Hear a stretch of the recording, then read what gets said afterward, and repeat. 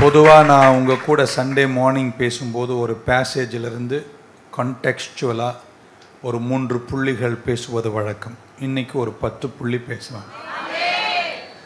Okay, ஒரு context இல்லாமல் சில அறிவுரைகளை மட்டும் சொல்லி நான் முடிக்கிறேன். கூர்ந்து கவனிக்கணும். முதல் புள்ளி, ஃபர்ஸ்ட் திங், உங்களுக்காக நீங்கள் ஜெபிக்கணும். பக்கத்தில் ஒருத்தரை பார்த்து சொல்லுங்கள், உங்களுக்காக நீங்கள் ஜெபிக்கணும். பிறருக்காக நாம் ஜெபிக்கலாம்.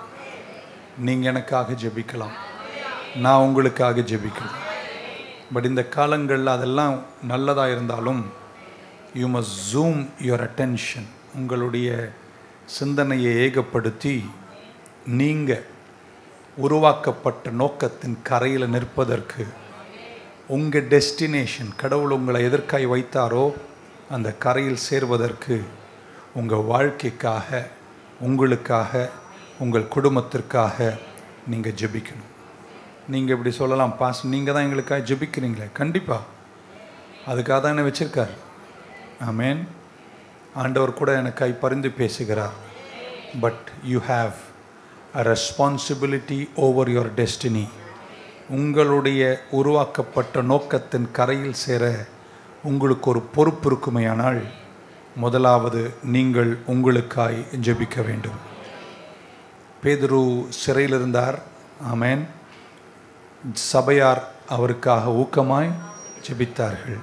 நான் இப்படி சொல்கிறேங்க, நீங்கள் நிறைய பேர் அந்த பேதுருவின் சிறைக்கு மூன்று கதவுகள், 3 கேட் இருந்துச்சு, வாசல்கள் இருந்துச்சு. நான் இன்னைக்கு உங்களுக்காக ஜெபிக்கிறேன், எல்லா வாசலையும் நீங்கள் கடப்பீர்கள். ஜெபித்த போது முதல் வாசல் திறந்தது, ஆனால் பேதுரு சிறைக்குள்ளே தான் இருக்கிறான். 2வது வாசல் திறந்தது, பேதுரு சிறைக்குள்ளே தான் இருக்கிறான், இன்னும் வெளியே வரல. நீங்கள் நிறைய பேர் அந்த நிலையில் தான் இருக்கீங்க. முதல் வாசலை ஜெயிச்சிட்டோம், 2வது வாசலும் திறந்தாச்சு, ஆனால் இன்னும் சிறையிருப்பு நீங்காமல், ஒரு தூரம் பட்டணத்தினுடைய மகத்துவங்களை காணாமல் சிறைக்குள்ளே தான் இருக்கிறீர்கள். இந்த காலத்தில் நீங்கள் ஜெபத்தால் அந்த சிறை கதவையும் தாண்டி, அதற்கு பைபிள் சொன்ன வார்த்தை இரும்பு கதவு, அதையும் தாண்டி நீங்கள் பட்டணத்தினுடைய மகத்துவங்களுக்கு வர வேண்டும். நம்ம தாத்தா, நம்முடைய கிராண்ட்ஃபாதர், நம்முடைய கிராண்ட்மதர், அவங்கெல்லாம் உழைத்து களைத்து மரித்து போனார்கள். நிறைய பேர், நான் இப்படி நம்புகிறேன், நம்முடைய குடும்பங்களில் நம்முடைய முற்பிதாக்கள் இன்னும் அந்த இரும்பு கதவை தாண்டாமலே உழைத்தும் களைத்தும் மரித்து போனார்கள். இன்றைக்கி என்னுடைய ஜெபம், இந்த 2025 அவங்க தாண்டாத இரும்பு கதவை நீங்கள் தாண்ட வேண்டும். நீங்கள் புரிஞ்சுக்கணும், அந்த இரும்பு கதவு ஒரு சங்கிலியால் கட்டப்பட்டிருக்கு. அந்த சங்கிலி ஒரு சத்ருவின் கையில் இருக்குது. இந்த நாட்கள், இந்த வாரங்கள், இந்த மாதங்களெல்லாம் நீங்களும் நானும் ஜெபிக்க ஜெபிக்க கர்த்தர் நம்முடைய கனவுகளை தாண்டி சீக்கிரத்தில் திறக்க வேண்டிய இரும்பு கதவையும் திறந்து, கர்த்தர் உங்களை எங்க நிற்க வைக்கணும்னு நினைச்சாரோ அந்த கரையில் சீக்கிரம் நீங்கள் நிற்பீர்கள் என்று நான் நம்புகிறேன். பக்க சொல்லுங்க, ஜெபிக்க வேண்டும். இயேசு கிறிஸ்துவை குறித்து மத்தேயு சுவிசேஷம் 4ஆம் அதிகாரத்தின் முதல் வசனம் சொல்லுகிறது, Jesus was led by the spirit into the wilderness. பரிசுத்த ஆவியானவரால் நடத்தப்பட்டு இயேசு வனாந்திரம் கொண்டு பிசாசினால் சோதிக்கப்பட வனாந்திரத்துக்கு கொண்டு செல்லப்பட்டார். 2ஆம் வசனம் சொல்லுகிறது, and when he had fasted 40 days and 40 nights, 40 பகலும் 40 இரவும் அவர் ஜெபித்தாராம். பக்க சொல்லுங்க, ஜெபித்தார் அப்படின்னு. சின்ன வயதாய் இயேசு இருக்கும் பொழுதே அறிவாற்றலையும் ஞானத்தையும் பெற்றுக்கொண்டார். பைபிள் சொல்லுகிறது, he grew in wisdom and stature. ஞானத்திலும் விருத்தியிலும் அவர் வளர்ந்தார். அப்படின்னா அறிவாற்றலோடும் வேத ஞானத்தோடும் அவர் வளர்ந்திருக்கிறார்.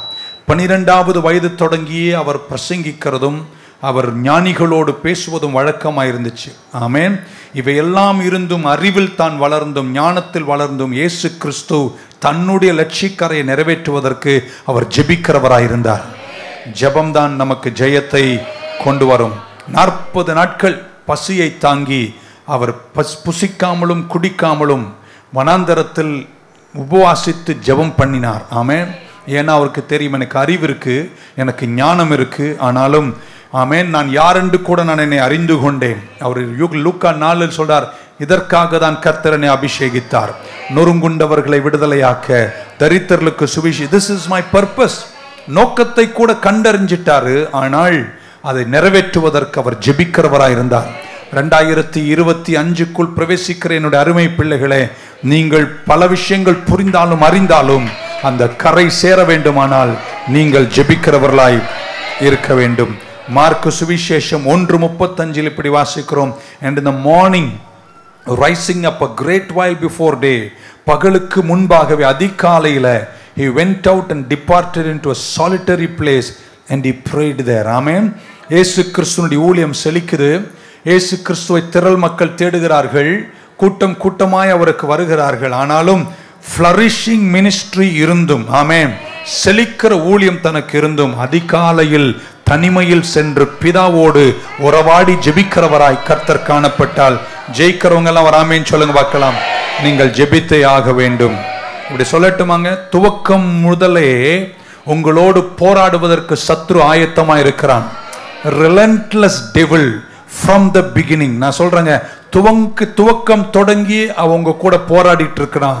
நீங்க ஜெபத்தை மறந்துட்டீங்கன்னா லட்சியக்கரையின் வாசல் வரும்போது உங்களை வெட்கப்படுத்துகிற திட்டங்களை அவன் ஏற்படுத்துவான். அவனை ஜெயிக்கணும்னா நீங்க சொல்ல மாட்டீங்க. பைபிள் சொல்லுகிறது, இயேசுவை சோதித்த பின்பு ஒரு குறுகிய காலத்திற்கு தான் சத்ரு இயேசுவை விட்டு விலகி போனார். ஆமென். சோ எல்லாம் முடிஞ்சது என்று யாரும் இருக்கக்கூடாது. இப்படி சொல்றேன், உங்களையே நீங்கள் ஜெபத்தால் கோட்டை கட்டி பாதுகாக்க வேண்டும். சொல்ல மாட்டீங்களே. ஆமென். கன்சிஸ்டண்டா உங்களை ஜெபத்தால் ஃபோர்ட்டிஃபை பண்ணுங்கள். ஏனென்றால் நமக்கு தெரிஞ்ச சத்ருவாகிய சாத்தான் சும்மா இருப்பது இல்லை. ஆமென். ஜனங்க உங்களுக்காய் ஜெபிக்கணும், நான் உங்களுக்காய் ஜெபிப்பேன், யாராவது உங்களுக்காய் ஜெபிக்கணும். அதை விட முக்கியமா நீங்க உங்களுக்காக ஜெபிக்கணும். ஆமென். சீக்கிரம் நீங்க உயர்வீங்க நான் நம்புறேன். அதுவும் 27 பேர் தான். சீக்கிரம் நீங்கள் உயரங்களுக்கு போவீர்கள். நல்லா கேட்டுக்க. அந்த உயரங்கள் வரும்போது, அந்த உயரத்தில் நிற்கும் போது என்னுடைய ஜெபம் யாரும் வெட்கப்படக்கூடாது. அந்த வாசல் அண்டை வந்து நிற்கும் போது அங்கேயும் உங்களை தோற்கடிக்க கூடாது. நீங்கள் கடைசி வரைக்கும் வெற்றியோடு கூட பிரவேசிக்க கர்த்தர் உங்களுக்கு கிருபை தருவாராக. 2 தெசலோனிக்கேயர் 3ஆம் அதிகாரத்தினுடைய முதல் 2 வசனத்தில் இப்படி வாசிக்கிறோம்.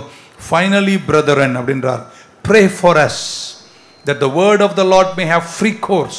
வசனம் விடுதலையோடு முன் செல்ல வேண்டும். And be glorified even as it is with you, and that we may be delivered from unreasonable and wicked men. என்ன சொல்றார்? நாம் பிரசங்கம் பண்ணோம், வார்த்தை நல்லா போய் சேரணும். ஆனா எங்களை அன்ரீசனபிள், எப்படி இருக்கு தமிழ்ல? எங்களை வேண்டிக் கொள்கிறோம். ஆமென். துக்குணராகிய பொல்லாத மனுஷர் கையில் என்று நாங்கள் விடுவிக்கப்படும். ஒரு அழிலே சொல்லுங்க பார்க்கலாம். For all men have not faith. நீங்க நல்லா புரிஞ்சுக்கணும், இந்த உலகத்துல நீங்க வாழும் நாட்கள்ல என்ன குணமாம்? துர்க்குணம், கேவலமானவெல்லாம் இருக்கான். இறக்கி சொல்லிட்டேன். நீங்க ரொம்ப ஜெபம் பண்ணி தான் இந்த உலகத்துல ஜெயிக்க முடியும். ஏன்னா யார் இருக்காங்களா? துர்க்குணராகிய மனிதர்கள் இருக்கிறார்கள். அன்ரீசனபிளா இருப்பாங்க, விக்கெடா இருப்பாங்க. அவங்க கையிலெல்லாம் சிக்காம நீங்க போய் உயர்ந்து நிக்கணும்னா ரொம்ப கஷ்டம். உங்களுக்கு ஜெபம் ரொம்ப முக்கியம். இப்படி ஒன்று சொல்றேன் கேட்டுக்கோங்க. உங்களை பார்த்து ஈனு இழிக்கிறவங்க எல்லாம் நல்லவங்க கிடையாது.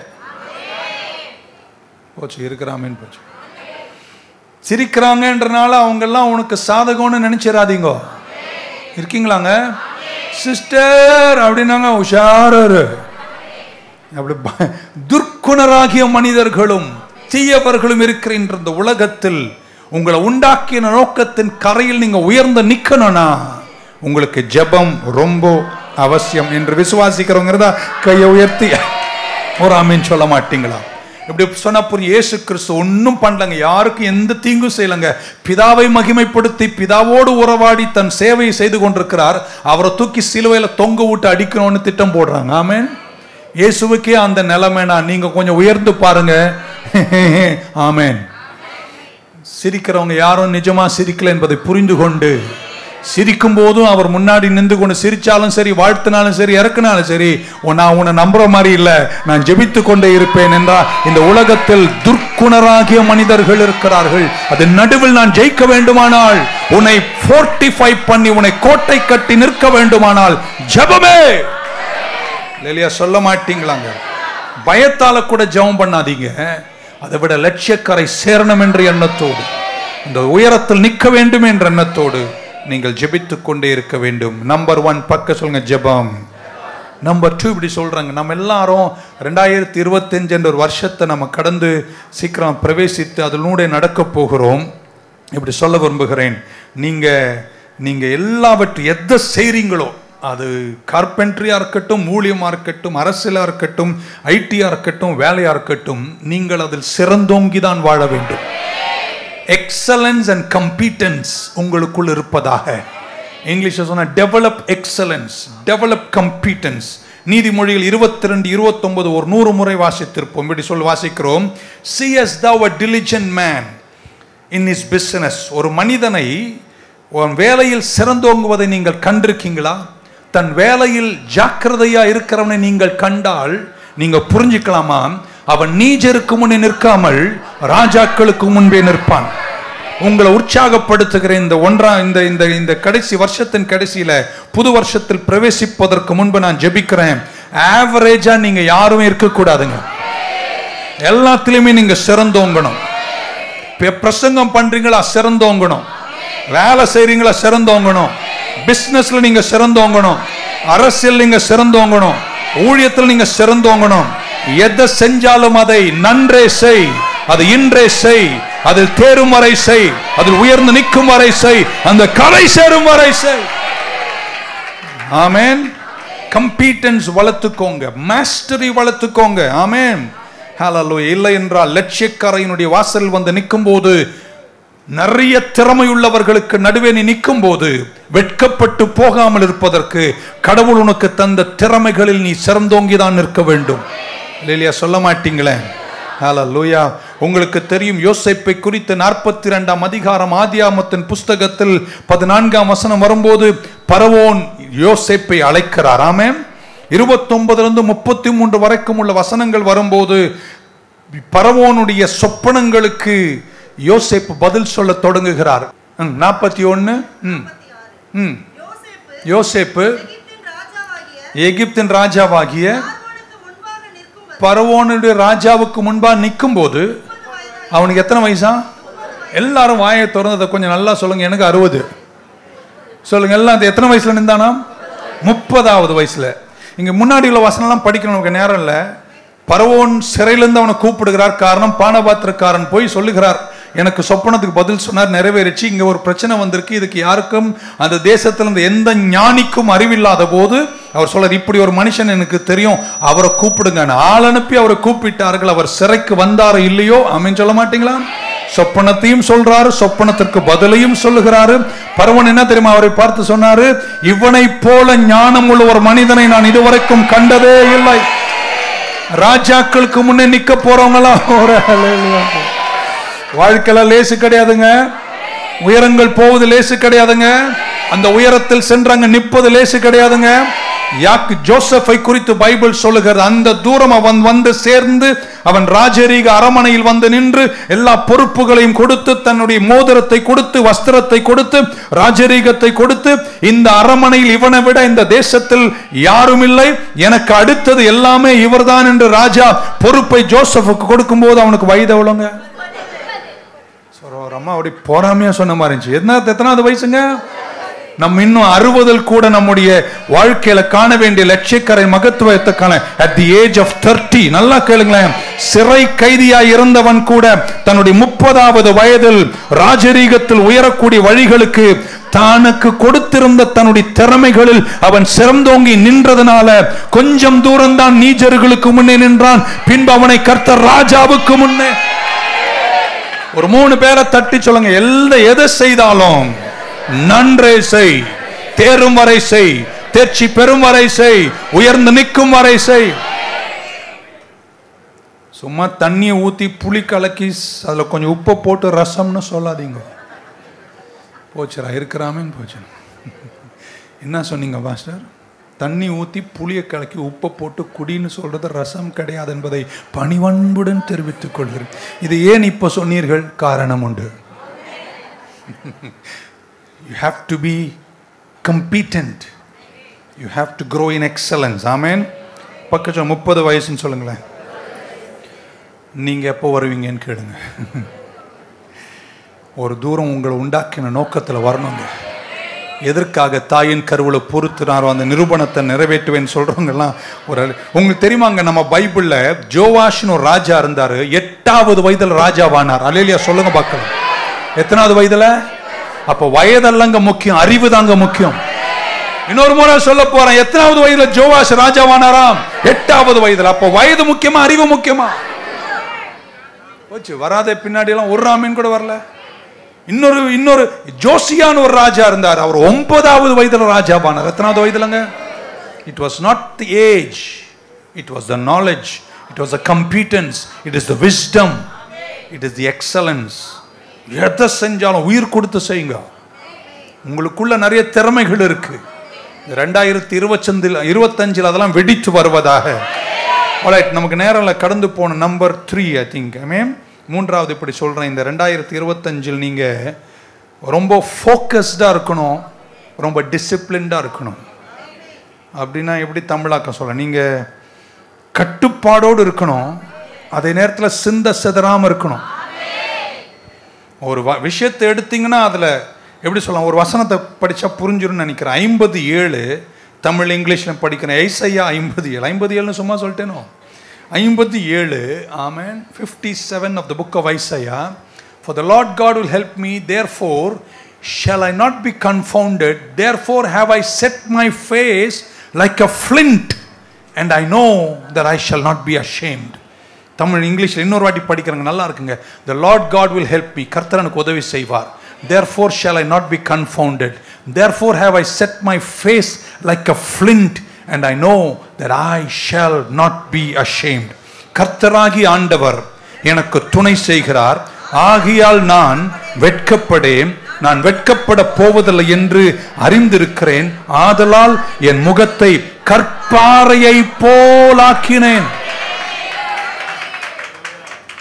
என்ன போலாக்கினேன் அப்படின்னா, அதை உரசினாலும் இடிச்சாலும் எது பண்ணாலும் அது கண்ணை அப்படி வச்சா அது அப்படி வச்சதுதான்.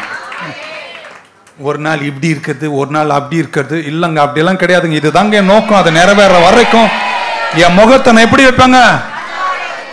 எங்க ஆமீன்லாம் சொல்ல மாட்டீங்க. காலையில ஜெயிக்கணுங்க, நம்ம ஒரு தூரம் போகணுங்க, உண்டாக்கின நோக்கத்தை நிறைவேற்றணுங்க. போர்க்களத்தில் நிற்கிற போர் வீரன் ஆமென் தேவையில்லாத எதையும் தன்னோடு சேர்த்துக் கொள்வது இல்லை என்று 2 தீமோத்தேயு 2:4 வாசிக்கிறோம். ஆமென். A soldier is disciplined. அல்லேலூயா சொல்ல மாட்டீங்களா? இந்த தூரம் சேர்ற வரைக்கும் தேவையில்லாத என்டாங்கிள்மெண்ட், தேவையில்லாத எதையுமே உங்க கூட சேர்த்துக் கொள்ளவே போச்சு. ஆமென் போச்சு. எபிரேயர் 12:1 வாசித்து நான் கடந்து போற நேரம்ல 12:1 of the book of Hebrews, இத்தனை திரளான சாட்சிகள். Hebrews 12:1. ஆமென்.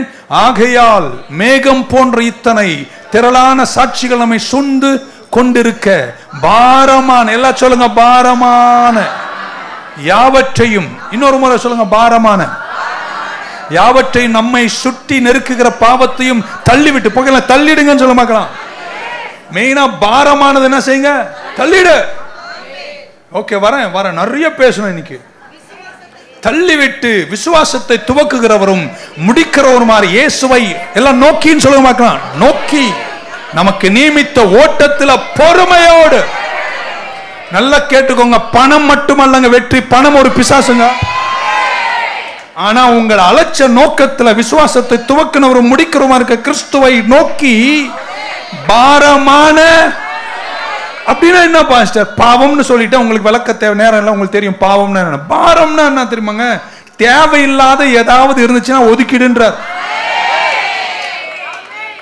நடக்கவே முடியல, அவ்வளவு பாரமா இருக்கு. அந்த பாரத் ஒன்னு எப்படி பாஸ்டர் சொல்றது புரியல. உன்னால ஒண்ணுதான் சுமக்க முடியும், நீ ஏன் 3 சுமக்கிற? கொஞ்சம் விளக்குங்கள. விளக்க நான் கொண்டு வரல. Remove it. Take the weight away. நீங்க அந்த பார்க்குற அந்த கண் எனக்கு என்ன தெரியும், ஆனாங்க தெரியாத மாதிரி நடிக்கிறோம். பாரமான யாவற்றையும் அகற்றி. டேக் த வெயிட் அவே. பக்கத்தில் வெயிட்டை கழட்டிரு, ஓட்டம் ஈஸியாக இருக்கும். இன்னும் கொஞ்சம் விளக்கி அப்படின்னா, தேவையில்லாத எதையுமே உன் கூட என்ன செய்யாத. ஏன் அமைதி நிலவுதுன்னு தெரியல, நல்லா தானே சொல்கிறேன். இன்னும் சொல்லட்டுமாங்க, இது ரொம்ப நல்ல விஷயம். அது நல்லது உனக்கு பாரமாக இருந்துச்சுன்னா அந்த நல்லதை கூட கழட்டிட்டு விசுவாசத்தை துவக்கணும் நோக்கி. இப்படி சொல்லட்டுமா, இன்னைக்கு நல்லதுன்னு நினைக்கக்கூடிய சில விஷயங்கள் இன்னைக்கு உனக்கு பாரமா இருக்குன்னா, லட்சியக்கரைக்கு அந்த நல்லது கூட தடையா இருந்துச்சுன்னா அந்த நல்லது கூட ஓரமா வச்சுட்டு லட்சியக்கரையை நோக்கி ஓட. ஏன் என்ன புரியாத மாதிரி பாக்குறீங்க? போக, நான் உன்னை தாண்டி போயிடறேன். அதிலே சொல்ல மாட்டீங்களாங்க? Number 4 or 5 whatever it is, இப்படி சொல்றேங்க. ரொம்ப முக்கியமான விஷயத்த சொல்ல போறேன். ஜெயிப்பீங்களா? பக்கத்தில் நான் கரை சேர்வங்க. அப்போ நீங்கள் இன்னொன்று வளர்த்துக்கணும், சகிப்புத்தன்மை. Develop endurance. சகிப்புத்தன்மை அப்படின்னா என்ன? சகிப்புத்தன்மைக்கு எப்படி விளக்கம் கொடுக்கலாம்? பல வேதனைகளும் பல துன்பங்களும் பல மன அழுத்தங்களும் இருக்கும்போதும் வேதனைகளை சகித்து கொண்டு பாறையை மாறி, இப்போ படித்தோம் என்ன பாறை? கற்பாறையை போல சிந்தை செதறாம அலட்ச நோக்கத்தில் விசுவாசத்தை துவக்கினவரை நோக்கி முடிக்கிற வரைக்கும் வேதனைகளை தாங்கிட்டு நிற்கக்கூடிய திராணி தாங்க சகிப்புத்தன்மை. ஆமென். சகிப்புத்தன்மை இல்லாத யாருமே கரை சேருவது ரொம்ப கஷ்டம். யாக்கோபு 1:2-3 படிச்சு முடுறேன், நேரம் நமக்கு இல்லை. ஆகையால் சகோதரே, my brethren, James 1:2-3-4, my brethren. பக்க சொல்லுங்க, பிரதர் சொல்லுங்களேன். சிஸ்டர், அந்த sister, count it all Joy when you fall into diverse temptations. பலவித சோதனைகளில் அகப்படும் போது என் சகோதரரே, நீங்கள் அதை சந்தோஷமாய் எண்ணுங்கள். உங்கள் விசுவாசத்தின் பரீட்சையானது பொறுமை உண்டாக்கும் என்று அறிந்து அதை மிகுந்த சந்தோஷமாய் எண்ணுங்கள். 4ஆம் வசனத்தையும் படிச்சிடறேன். நீங்கள் ஒன்றிலும் குறைவுள்ளவர்களாயிராமல் பூரணரும் நிறைவுள்ளவருமாய் இருக்கும்படி பொறுமையானது பூரண கிரியை செய்ய கடவது. எதுவுமே துன்பத்தின் நடுவுலும் நான் செதறாம, எது நடந்தாலும் நான் பல்ல கடிச்சிட்டு ஜெபம் பண்ணிக்கிட்டு சகிச்சுக்கிட்டு என்ன சேர்ற வரைக்கும் நான் அப்படி இப்படி செதறாம நிப்பேன்னு சொல்றவங்களாம் அல்லேலூயா சொல்ல மாட்டீங்களாங்க? அல்லேலூயா. எல்லாம் உங்களுக்கு இருந்து சகிப்புத்தன்மை இல்லைனா நீங்க கரை சேருவது ரொம்ப கஷ்டம். ஆமென். ஸோ என்டியூரன்ஸ் தான் உங்க டெஸ்டினியை மேக்சிமைஸ் பண்ணுகிறது. கர்த்தர் நீங்க யாரா இருக்கணும்னு விரும்பினாரோ அந்த விரும்பினவராய் நீங்கள் இருக்க வேண்டுமானால், பக்கத்தில் சாக்கு போக்கு சொல்றதை நிறுத்திடு. அதுங்க அதுல அது இதெல்லாம் கிடையாது. கஷ்டம், வேதனை, முடியல, ஆனா அதை சகிச்சுக்கிட்டு வரமாட்டேங்குது. இதை மட்டும் கொஞ்சம் மாத்தி, கலங்காதே மகளே, கண்ணீர் தர என்ன ஆமேன்னு சொல்வீங்க. கொஞ்சம் மாத்தி சொல்றேன், எல்லாத்தையும் தாங்கிக்கிட்டு. வேதனை கஷ்டமா இருக்கு, ஆனா கரை சேர்ற வரைக்கும் என்னுடைய வேதனைகளை நான் சந்தோஷமா எண்ணிக்கிட்டு இந்த கரையில சேருவேன்னு சொல்றவங்க இருந்தா ஒரு ஆமேன்னு சொல்ல மாட்டீங்களாங்க? அதனால ஒரு ப்ராசஸ்ல தான் நம்ம எல்லாரும் போறோம். நம்ம எல்லார் வாழ்க்கையிலும் துன்பங்களும் கஷ்டங்களும் உண்டு. அதில் நீங்கள் சிதறாம நிற்கணும். மார்க் சுவிசேஷம் 4ஆம் அதிகாரத்தின் 26ஆம் வசனம் வரும்போது, மார்க் 4:26, தேவராஜ்யம் எப்படின்னு சொல்றாரு? அது ஒரு விதையை போல் இருக்கிறது. ஆமென். For the kingdom of God is like if a man should cast a seed into the ground. ஒரு விதையை மண்ணில் விதைக்கிறது போல தேவராஜ்யம் இருக்குதுன்னு இயேசு சொல்றார். 27ஆம் வசனம், and should sleep. அவன் அதை விதைத்து விட்டு தூங்குகிறான். அவன் he rise night and day, இரவும் பகலும் விழிக்கிறான். and the seed should spring and grow up, he knoweth not how. அது எப்படி வளருதுன்னு அவனுக்கு தெரியாது. அடுத்த வசனம், for the earth bringeth forth fruit of herself. அதுக்கப்புறம் வார்த்தை பாருங்க, ப்ராசஸ் பாருங்க. first the blade, ஆமென், முன்பு முளையையும் பின்பு கதிரையும் கதிரிலே நிறைந்த தானியத்தையும், because the harvest is come. அறுவடை வந்துடுச்சு, ஆனா எப்படி வந்துச்சான்? ஒரே நாள்லாம் வரவே பக்கத்தில் அவ்வளோ சீக்கிரம்லாம் எல்லாம் நடக்காதுங்க. இருக்கீங்களாங்க? ஆண்டவர் நினச்சா ஒரே நாளில் முடியும். ஒரே நாளில் உனக்கு கொடுத்துட்டாருன்னு வச்சுக்கோங்க, உன்னை பிடிக்கிறதே ரொம்ப கஷ்டம். அதனால் நீ விதைச்சின்னா முதல்ல என்ன வரும்? முளை வரும். அதுக்கப்புறம் களை வரும், அதுக்கப்புறம் இயர் வரும், அதுக்கப்புறம் அறுவடை வரும், கொஞ்சம் கொஞ்சமாக தான் வரும். ஆனால் அந்த வர்ற வரைக்கும் அது மண்ணில் இருந்தாலும், அது பல உபத்திரவங்களை சந்தித்தாலும், அது சூட சகித்தாலும், அது மலையை கண்டாலும், விதை மண்ணில் இருந்து அது தன் வளருகிற வரைக்கும் நீங்கள் சகிப்புத்தன்மை உள்ளவர்களாக இருப்பீர்களானால், அதுக்கப்புறம் கீழே போயிட்டே வந்தீங்கன்னா கீழே படிச்சு சொல்றாரு, ஒரு கடுகு, ஆமேன், எல்லா விதைகளிலும் சிறிய விதை, ஆனால் அது விதைக்கப்பட்டால் அது வளர்ந்து, அது செடியாகி, அது மரமாகி, அது கொடிகள் விட்டு, அது படர்ந்த பின்பு பறவைகளெல்லாம் வந்து கூடு கட்டி வாழும் அளவிற்கு அந்த மரத்தை கர்த்தர் உயர்த்துவது போல life and destiny comes in a process. அந்த ப்ராசஸ்ல பல கடினங்கள் இருந்தாலும் அதுல செதறாமலும் உடையாமலும் உங்க வேல்யூ குறைக்காம, ஒன்னு சொல்ற நல்லா கேட்டுக்கோங்களேன். எத்தனை பேர் நம்புறீங்க கர்த்தர் உயர்த்துவாருன்னு? அப்படி உயர்த்துவாருன்னு நம்பிக்கை இருக்கும்போது கஷ்ட காலத்துல வேல்யூ குறைச்சிடாத. யாருக்கிட்டையும் போய் குனிஞ்சிடாத, யாருக்கிட்டே போய் செதறாத, யாருக்கிட்ட போய் உடைஞ்சிடாத. ஏன்னா நீ உயரும் போது அவன் உன்னை நிந்திப்பான். அதனால கஷ்டமா இருந்தா கூட வயிறை இறுக்கி கட்டிட்டு நெல்லு. சொல்ல மாட்டீங்க, பக்க சொல்ல அந்த கரை நான் கண்டிப்பா சேர்வேங்க அப்படின்னு. கர்த்தர் உங்களை சில நேரம் சோதனையினுடைய நடத்தக்கூடிய நேரங்கள் வருகின்றன. எத்தனை பேருக்கு தெரியும் உயர்த்துறவங்க எல்லாம் கர்த்தர் கொஞ்சம் சோதிப்பார். நல்ல அப்பாங்க சொத்துக்களை பிள்ளைக்கு கொடுக்கற முன்னாடி என்ன செய்வாங்க? கண்டிப்பாக பிள்ளைகளை என்ன செய்வாங்க? சோதிப்பாங்க. எவங்கிட்ட எதை கொடுத்தா எவன் ஒழுங்கா பாப்பான்னு நல்ல அப்பனுக்கு நல்லா ஆமேன்னு சொல்ல மாட்டேன். நல்ல அப்பனா இருக்கட்டும், நல்ல வியாபாரியா இருக்கட்டும், அவர் தன்னுடைய தொழிலையும் சொத்தையும் சுதந்திரத்தையும் ஒருவன் கையில் கொடுப்பதற்கு முன்பாக அவன் என்ன செய்ய வேண்டும்? சோதிக்க வேண்டும். சோதித்த பின்பு அவன் புடமிட்டு அவன் நிற்பானையானால் தான் ஒரு தகப்பன் கூட அந்த பங்குகளை அவன் கையில் கொடுப்பது போல நான் நம்புகிறேன். சோதனைகளை சகிக்கிற மனுஷன் 3 பேரை தட்டி சொல்லுங்க, சோந்திராத, உடைஞ்சிராத, செதறிடாத, நில்லு, சகிப்பு தன்மையோடு நில்லு, ப்ராசஸ்ல நில்லு. கொஞ்சம் தூரத்துல கர்த்தர் உனக்கு சொன்னதை செய்து முடிக்கிற கிருபையை கர்த்தர் உங்களுக்கு தருவார். பைபிள் இயேசுவை குறித்து சொல்கிறது, அவர் பொறுமையோடு சகித்த பின்பு வாக்குத்தத்தத்தை சுதந்திரித்தார். ஆமென். கலப்பையில் கை வைத்து திரும்பி பார்க்கிறவன் ராஜ்யத்திற்கு தகுதி அற்றவர்கள் என்று பைபிள் சொல்லியது. ஆமேன் சொல்லுங்களேன். ஆண்டவர் சிலதெல்லாம் வேகமாக செய்வார், இங்கிலீஷில் சொன்னால் நல்லா இருக்கும், ரொம்ப ஸ்பீடாக செய்வார், ஆனால் ரஷ் பண்ண மாட்டார்.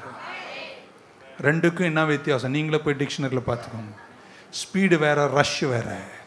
God will speed up your process. உங்களை வேகத்தோடு கரை சேர்ப்பார், ஆனால் ரஷ் பண்ண மாட்டார், உங்களை ஸ்ட்ரெஸ் அவுட் பண்ண மாட்டார். ஆகையால் நீங்கள் எந்த சூழ்நிலையிலும் சோதனையின் நடுவிலும் உங்களை உற்சாகப்படுத்துகிறேன், என்னை நான் உற்சாகப்படுத்திக்கிறேன், அதனுடைய நடவுங்கள், கடந்து போங்க, கர்த்தர் உங்களை கைவிட மாட்டார். ஏசாயா 43:1 இப்படி வாசிக்கிறோம், நீ அக்கினியினூடே நடந்தாலும், முதல்ல சொல்ல, நீ ஆறுகளை கடந்தாலும் நீ மூழ்கி போவதில்லை, நீ அக்கினியை கடந்தாலும் நீ வேகாமல் இருப்பாய். ரெண்டத்தையும் சொல்றார், தண்ணியும் சொல்றாரு, நெருப்பையும் சொல்றாரு. சிலதெல்லாம் தண்ணியில் கலந்து போகாது, நீச்சல் அடிச்சு வந்துடுவீங்க. ஆனால் நெருப்பில் எரிய வேண்டியதெல்லாம் கர்த்தர் என்ன செய்வார்? எரிச்சிடுவார். அதனால தான் 2லேயும் நடத்துகிறாரு.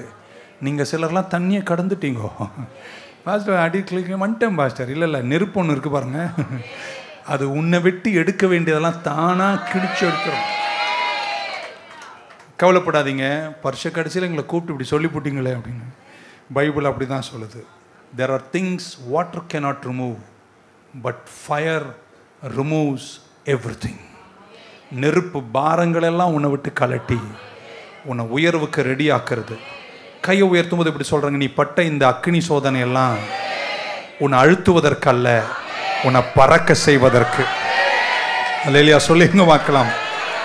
நீங்கள் ஒரு ரெஸ்டாரண்ட்டில் போய் வெளியே உட்காந்துருப்பீங்க, ஆமேன், ஆர்டர் பண்ணுறீங்க, எனக்கு இது வேணும், அது வேணும், இது வேணும், எல்லாம் சூடாக கொடுங்கன்னு. அங்கே உள்ளே போனீங்கன்னா, எனக்கு தெரிஞ்ச எல்லா ரெஸ்டாரண்ட்லேயும் கோல்டு கிச்சன்னு எனக்கு தெரியாது, எல்லாமே ஹாட்டு கிச்சன் தான். அந்த வெளியே உட்காந்து பசியோடு ஏக்கமாக தாகமாக காத்திருக்கிற அந்த ஜனங்களுக்கு கோல்டு கிச்சன்லேருந்து அல்ல, சூடான கிச்சன்லேருந்து வர்ற சாப்பாடு தான் வெயிட்டாக இருக்கும். அவங்க அதை சாப்பிடும்போது திருப்தி அடைவார்கள். இன்னைக்கு சொல்கிறேங்க, கோல்டாக வந்த எது ஐஸ்கிரீம் தான் லைக்கு. ஆனால் சூடுலேருந்து வர்றீங்க பாருங்க, நெருப்புலேருந்து, நீங்கள் நிறைய பேருக்கு திருப்தியாக இருப்பீங்க, ஆறுதலாக இருப்பீங்க. நெருப்பில் வராத சில சாப்பாடெல்லாம் எனக்கு பிடிக்காது. ஆமேன்னு சொல்ல மாட்டீங்களா? அதுவும் குளிர்காலத்தில் எனக்கு சூடானது தான் பிடிக்கும். Come through the fire. அல்லையா சொல்ல மாட்டீங்களாங்க? நெருப்பில் வரும்போது அந்த ஆகாரமே ஒரு வேற ஷேப்பாக மாறுதுங்க, கலர் மாறுதுங்க, டெக்ஸ்சர் மாறுதுங்க, வாசனை வருதுங்க, அது வேற லெவலில் மாறுதுங்க. ஆமேன்னு சொல்ல மாட்டீங்களாங்க? இப்படி சொல்கிறேன், நெருப்பினுடைய அக்கினி சோதனையினுடைய வந்தவர்கள் யாரும் இருந்த வண்ணமாக இருந்த வரலாறு இல்லை. பக்க சொல்ல, நான் அதில் நடப்பேன் சொல்லுங்களேன். அதனால தான் பைபிள் சொல்லிச்சு, நீ அக்கினியினுடைய நடந்தாலும் படுத்தாலும்னு சொல்லலை, விழுந்தாலும்னு சொல்லலை, நீ அக்கினியினோட நடந்தாலும். இப்படி சொல்ல போற, அக்கினியா இருந்தாலும் நடப்பதை நிறுத்தாதே. ஏன்னா உன்னை வெளியே கொண்டு வரும்போது நிறைய பேருக்கு நீ ஆசீர்வாதமா இருப்பாய். ஹல்லேலூயா. கர்த்தர் உன்னை ஆசீர்வதிப்பார். பக்கத்துல கடைசியில நல்லதுதான் உனக்காக காத்திருக்கிறது. ஆமேன். நெருப்பு இல்லாம, ப்ராசஸ் இல்லாம நீங்க யாரும் உயர்ந்து நிற்க முடியாது. இன்னொன்று கடைசி வார்த்தை இப்படி சொல்லுறேன், நம்ம வாழ்க்கையில் ஒரு நல்ல சுபாவத்தை வளர்த்துக்கணும். ஒரு மனிதன் கஷ்டப்பட்டு உயர்ந்துட்டானா, அவன் உயரும் போது அவனை இகழ்கிறவர்கள் நிறைய பேர் இருப்பார்கள். நீங்கள் அப்படி பண்ணாதீங்க. ஏன்னா அந்த உயரம் வருவதற்கு அவர் பட்டப்பாடு அவருக்கு தான் தெரியும். உயர்ந்து நிற்கிற நிறைய பேர், நான் சொல்ல நல்லா உயர்ந்தவங்க, அவங்க அந்த உயரம் வர்றதுக்கு வடிச்ச கண்ணீர், பட்டப்பாடு, அலைச்சல், எத்தனை தூங்காத ராத்திரிகள். உங்க யார் எப்படியோ இருக்கட்டும், உங்களை உற்சாகப்படுத்துறேன், நீங்க யாரையுமே எதுவுமே சொல்லாதீங்க. கற்பாறைய மாறி கண்ணை கடவுள் மேல வச்சுட்டு போயிட்டே சொல்ல மாட்டீங்களாங்க? ஏன்னா உங்களுக்கு ஒரு கரை இருக்கு, அந்த கரையில சீக்கிரம் நிப்பீங்க. நான் நம்புகிறேன் கர்த்தர் உங்களை கைவிடவே மாட்டார். அல்லேலூயா. சொல்ல மாட்டீங்களா? ஹல்லேலூயா. அமைதியோடு கூட, பொறுமையோடு கூட, சகிப்புத்தன்மையோடு கூட கர்த்தர் அழைத்த அழைப்பில் போவதற்கு ஒரு சில சாதாரண படிகளை அறிவுரையாக அன்பாக உங்கள் சகோதரனாக சொல்லியிருக்கிறேன். இவைகளை மனதில் கொண்டு இந்த வருஷத்தின் கடைசியில் கர்த்தரை நோக்கி கொண்டு சிறந்தோங்கும் தன்மைகளோடு வெற்றியோடு கூட உயர்ந்து நிற்கும் கிருபை பெற்றவர்களாய் 2025 டிசம்பர் 29 நான் உங்களை சந்திக்கும் போது நிறைய பேர் உங்கள் சாட்சிகளை பலத்ததாய் எழுதி முடிப்பீர்கள் என்ற நம்பிக்கையோடு இந்த வார்த்தைகளை உங்களுக்கு சமர்ப்பிக்கிறேன். கர்த்தர் உங்களை ஆசீர்வதிப்பாராக. Shall we stand? நம்ம எழுந்து நிற்கலாமா? Thank you so much. நன்றி. எழுந்துருவோம். Hallelujah Lord. Thank you Jesus. Amen. பின்னானவை மறந்தேன், முன்னானவை நாடினேன். பின்னானவை மறந்தேன், முன்னானவை நாடினேன். கிறிஸ்துவை அறிகின்ற தாகத்தினால் எல்லாமே இழந்து விட்டேன். நான் எல்லாமே இழந்து விட்டேன். இயேசுவால பிடிக்கப்பட்டவன், அவர் இரத்தத்தால கழுவப்பட்டவன்.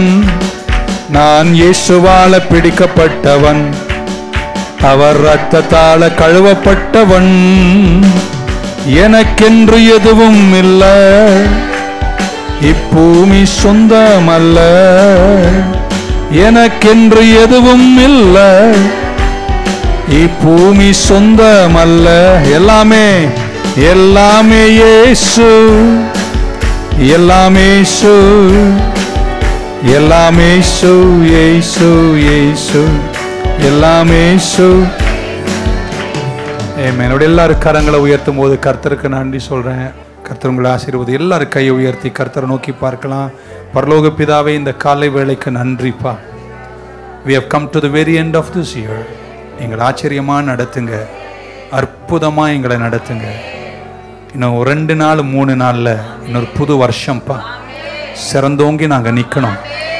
நீஜர்களுக்கு முன்பே அல்ல, ராஜாக்களுக்கு முன்பே. இந்த சபையில் எங்க கூட ஆராதிக்கிற ஒரு மனிதர் கூட கெட்டு போக கூடாதுப்பா. உயர்ந்து நின்றிடணும். பாரமான யாவற்றையும் தங்களை விட்டு விலக்கி விசுவாசத்தை துவக்கினவரும் முடிக்கிறவருமாயிருக்கிற கர்த்தரை நோக்கி அந்த கரை நோக்கி சென்றிட கிருபை செய்யுங்க என்று வேண்டி ஜெபிக்கிறோம். வந்த எல்லா பிள்ளைகளும் ஆசீர்வதிங்க. சீக்கிரம் நாங்கள் 31ஆம் தேதி ராத்திரி எங்கள் புது வருட ஆராதனை சந்திக்கிறோம். பெலத்தால் எங்களை இடை கட்டுங்க. மான் கால்களை மாற்றுங்க. தொடர்ந்து காத்துக்கொள்ளுங்க. ஏசு கிறிஸ்துவின் நாமத்தில் ஜெபிக்கிறோம் நல்ல பிதாவே. கரங்களை உயர்த்திய ஆத்துமாவே கர்த்தரை ஸ்தோத்திரி. முழு உள்ளமே பரிசுத்த நாமத்தை ஸ்தோத்திரி. என் ஆத்துமாவே கர்த்தர் செய்த சகல உபகாரங்களையும் மறவாதே. கர்த்தராகிய இயேசு கிறிஸ்துவின் கிருபை, பிதாவாகிய தேவனுடைய அன்பு, பரிசுத்த ஆவியானுடைய அந்யோன்ய ஐக்கியம் நம் அனைவரோடும் அல்ல பரிசுத்தவானுடன் திருச்சபையோடும் கூடி வந்த அனைவரோடும் இன்றும் என்றும் இருப்பதாக. God bless you. Have a wonderful Sunday. Thank you.